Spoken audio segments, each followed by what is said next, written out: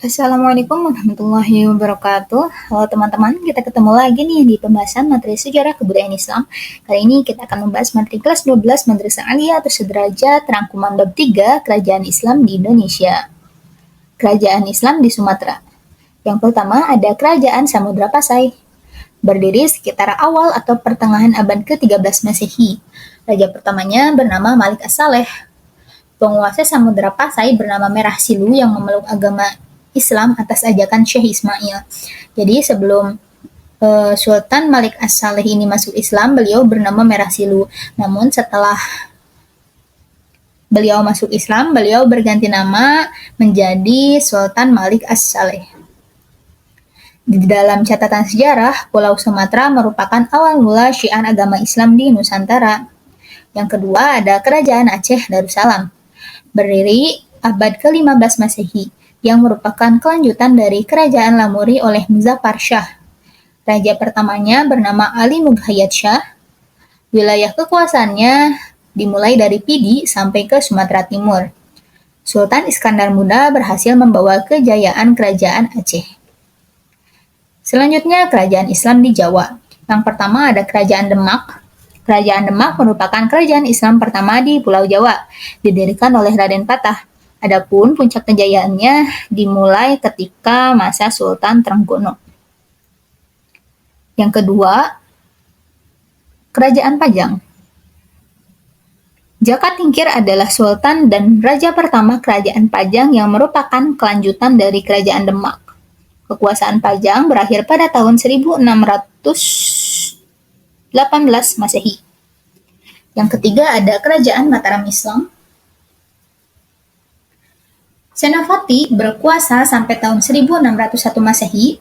Sepeninggalnya, ia digantikan oleh putranya Sedaing. Krapyak digantikan oleh putranya Sultan Agung. Pada masa pemerintahan Sultan Agung, kontak bersenjata antara Kerajaan Islam Mataram dengan POC mulai terjadi. Yang keempat ada Kerajaan Cirebon.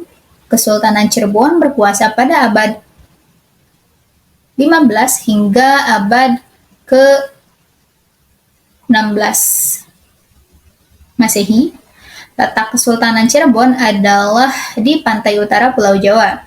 Kesultanan Cirebon didirikan oleh Pangeran Cakrabuana. Pada tahun 1479 Masehi, kedudukan Pangeran Cakrabuana digantikan oleh keponakannya yang bernama Syarif Hidayatullah.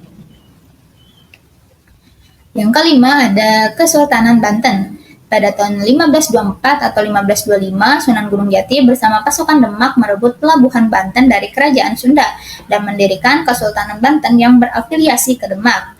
Puncak kejayaannya terjadi pada masa pemerintahan Abdul Fattah atau lebih dikenal dengan nama Sultan Ageng Tirtayasa. Kerajaan Islam di Kalimantan. Pada awal abad ke-16, Islam masuk ke Kalimantan Selatan, yaitu di Kerajaan Daha atau Banjar yang waktu itu beragama Hindu. Raja pertamanya yaitu Pangeran Samudra yang bergelar Pangeran Suryanullah atau Suryansah. Kerajaan Gowatalo dikenal sebagai Serimbi Madinah. Kerajaan Islam di Sulawesi. Raja yang paling dimuliakan dan dihormati adalah Datuk Luwu. Adapun raja yang paling kuat dan berpengaruh ialah Raja Talok dan Raja Gowa. Kesultanan Ternate. Kesultanan Ternate atau Kerajaan Gapi adalah salah satu dari 4 kerajaan Islam di Maluku dan merupakan salah satu kerajaan Islam tertua di Nusantara. Didirikan oleh Bab Masyhur Malamo pada 1257.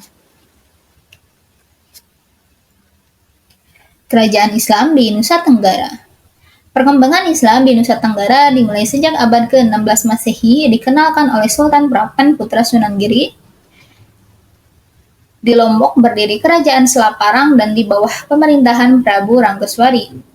Di antara kerajaan Islam yang menonjol di Nusa Tenggara adalah Kesultanan Bima.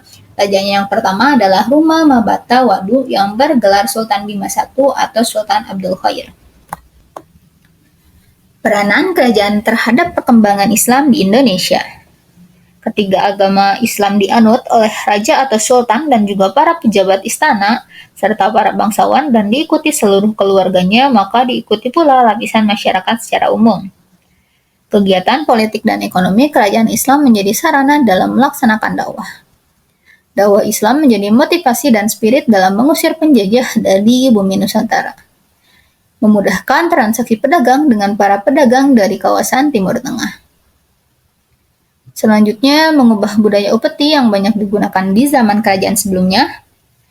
Yang keenam, setelah agama Islam menjadi agama resmi kerajaan, maka perubahan-perubahan tampak dalam sendi-sendi kehidupan kerajaan. Bisa dilihat dari aspek sosial, politik, dan budaya. Dan yang ketujuh, menciptakan tata kehidupan baru yang lebih sesuai dengan apa yang ada pada ajaran Islam. Baik, cukup sekian pembahasan kita pada materi kali ini. Semoga bermanfaat. Mohon maaf apabila ada kesalahan. Wassalamualaikum warahmatullahi wabarakatuh.